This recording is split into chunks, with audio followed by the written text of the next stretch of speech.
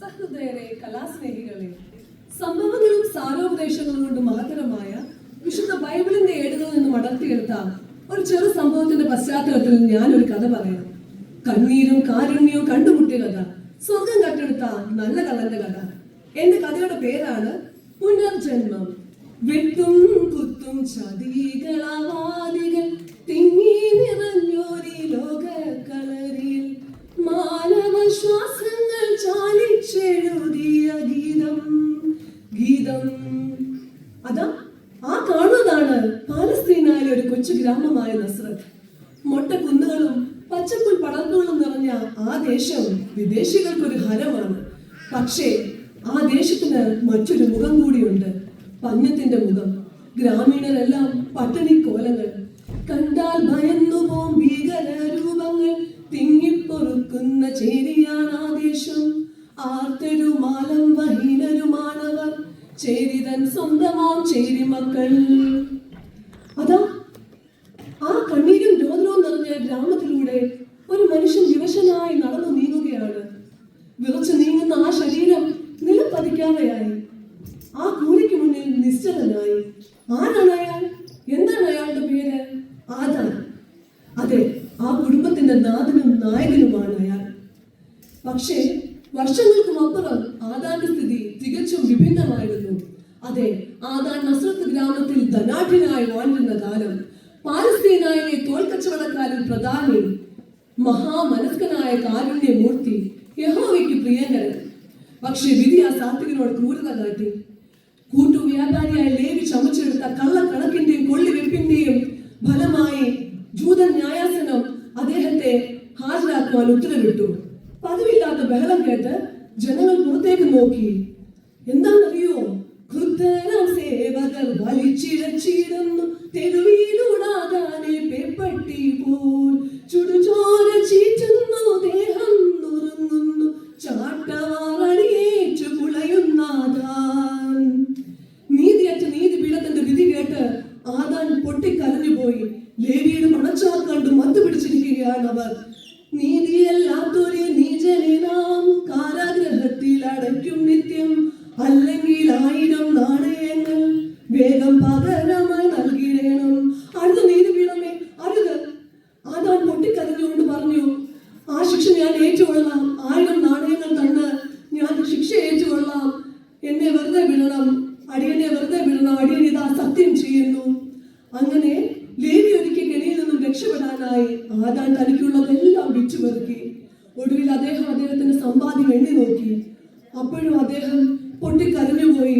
100 നാണയങ്ങൾ കുറവ്. യഹോവേ, നീയും എന്നെ തള്ളിക്കളഞ്ഞുവോ? ആദാൻ! ആ ശബ്ദം കേട്ട് ആദാൻ തിരിഞ്ഞു നോക്കി. പരിഹാസ ചിരിയുമായി നിൽക്കുന്ന ലേവി. നിനക്ക് ആവശ്യമുള്ളത്രയും പണം ഞാൻ തരാം, പക്ഷെ ഒരു വ്യവസ്ഥയുണ്ട്. നിന്റെ വീട് എനിക്ക് പണയം തരണം. എന്നാൽ പണം തികയ്ക്കാനുള്ള വ്യഗ്രതയിൽ ആദാൻ തനിക്കുള്ളതെല്ലാം വിറ്റുപെറുക്കി. അവന്റെ ആകെ ഉണ്ടായിരുന്ന ഭവനവും പണയം വെച്ചു. അപ്പോൾ ലേവി ആദാനോട് പറഞ്ഞു, അക്കാണും ചേരിയിൽ പോയി കഴിയണം. മേലിൽ വീട്ടിൽ നിനക്കില്ല അവകാശം, അല്ലെങ്കിൽ വീണ്ടും ന്യായാസനത്തിന് മുന്നിലേക്കു ഞാൻ നിന്നെ ആനയിക്കും. അങ്ങനെ ആദാന കുടുംബവും ഇന്ന് താമസിക്കുന്ന മാളികയാണ് ആ കാണുന്ന കുടിൽ.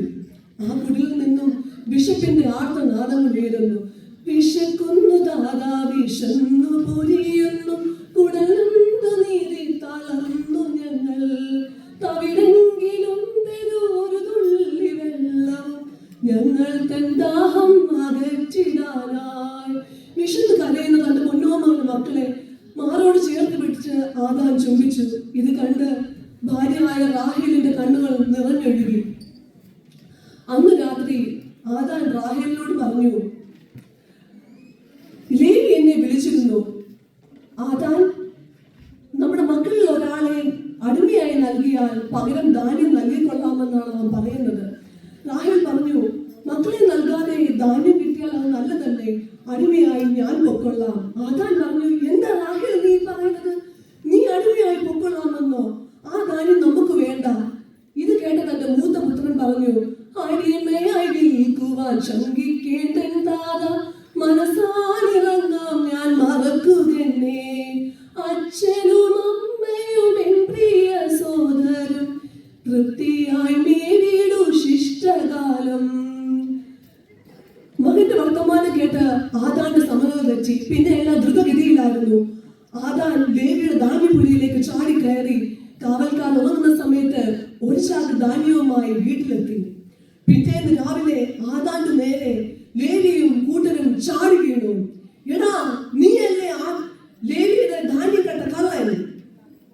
ആദാനെ അവർ വീണ്ടും തെരുവിലൂടെ വലിച്ചിഴച്ചു കൊണ്ടുപോയി. ക്രുദ്ധരാം സേവകർ വലിച്ചിഴച്ചിടുന്നു, തെരുവിലൂടാതാനെ പേപ്പട്ടി പോൽ. ചുടുചോര ചീറ്റുന്നു, ദേഹം നുറുങ്ങുന്നു, ചാട്ടവാറടിയേറ്റു പുളയുന്നാകാൻ. വർഷങ്ങൾ പലത് കഴിഞ്ഞു. ഇന്ന് ആദാൻ തൂക്കിലേറ്റുവാൻ വിധിക്കപ്പെട്ട ഒരു കൊടും കുറ്റവാളിയാണ്. കഴിഞ്ഞുപോയ ശപിക്കപ്പെട്ട നിമിഷങ്ങൾ ഓർത്ത് ആത്മാർത്ഥമായി പശ്ചാത്തപിക്കുകയാണ് അയാൾ. അയാൾക്ക് ആ കടവറയിൽ ഒരു നല്ലൊരു കൂട്ടുകാരനുണ്ട്, ലോപ്പസ്.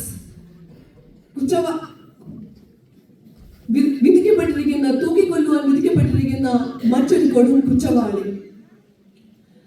അപ്പോൾ ലോപ്പസ് ആദാനോട് പറഞ്ഞു, ആദാൻ, നിനക്കറിയുമോ, 2 നാൾ കൂടിയേ ബാക്കിയുള്ളി ഭൂവിൽ കൊല്ലുമാ നീചർ കുരിശിലേറ്റി. കൊതിതീരെ ജീവിച്ചു കഴിയാത്ത നമ്മളെ കാലിലും പാണിയിൽ തറച്ചു കൊല്ലും. ആദാൻ ലോപ്പസിനോട് പറഞ്ഞു, ലോപ്പസ്, നമ്മൾ തെറ്റ് ചെയ്തതിനുള്ള ശിക്ഷയാണത്. അപ്പോൾ ലോപ്പസ് പറഞ്ഞു, നമ്മുടെ കൂടെ ക്രൂശിക്കപ്പെടുവാൻ മറ്റൊരാൾ കൂടിയുണ്ട്, യേശു എന്ന പേരായ ഒരു നസ്രായൻ. യേശു എന്ന പേര് കേട്ട ആദാന്റെ മനസ്സ് തകർന്നു. ആദാൻ ചോദിച്ചു, നീ എന്താ പറയുന്നത്? യേശുവിനെ ക്രൂശിക്കുന്നുവെന്നോ? പാതകം ചെയ്തവർ പാപികൾ നമ്മൾ തൻ, പാപം പുറത്തേടും ദേവനവൻ. പശ്ചാത്തപിച്ചു നാം തെറ്റേറ്റു ചൊല്ലിയാൽ സത്യമായി മോക്ഷം പകർന്നു നൽകും. നിശബ്ദതയുടെ ലാഭങ്ങൾ കടന്നുപോയി.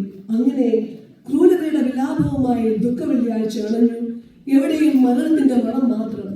അതാ ആ കാൽവരിക്കുന്നിൽ 3 കുരിശുകൾ ഉയർന്നു കഴിഞ്ഞു. ഇടത് ലോപ്പസ്, വലത് ആദാൻ, നടുവിലെ നെടുനീളൻ കുരിശിൽ യേശു ക്രിസ്തു. മരണത്തിന്റെ വേദനയിലും അവിടുന്ന് നമുക്കായി പ്രാർത്ഥിക്കുന്നു.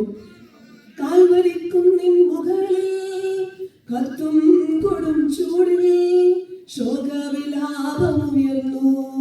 എൻ പിതാവേ, ഇവർ ചെയ്തതെന്തെന്ന് ഇവരറിയുന്നില്ല, പൊറുക്കേണമേ.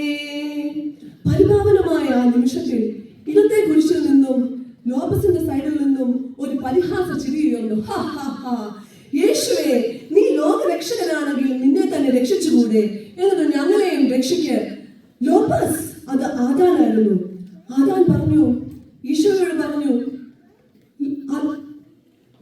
നമ്മുടെ വിധി ന്യായമാണ്, എന്നാൽ ഇവൻ യാതൊരു തെറ്റും ചെയ്തിട്ടില്ല. ആദാൻ യേശുവിനോട് പറഞ്ഞു, യേശുവേ, അറിവും നിറവുമില്ലാത്ത ഈ അടിയങ്ങളോട് പൊറുക്കേണമേ. നിന്റെ രാജ്യത്ത് നീ എത്തുമ്പോൾ ഞങ്ങളെയും ഓർക്കേണമേ. യേശു ആദാനോട് പറഞ്ഞു, ആനന്ദത്തോടെ മരിക്കുകൻ സോദര, നീ വാഴുമേതനിൽ എന്റെ ചാരേ. ക്ലേശങ്ങളില്ലാത്തൊരാ നിത്യ രാജ്യത്തിലേക്കു ഞാൻ നിന്നെയും ആനയിക്കും. സ്നേഹിതരെ, ഇതോടെ എന്റെ കഥാപ്രസംഗം ഇവിടെ അവസാനിക്കുന്നു.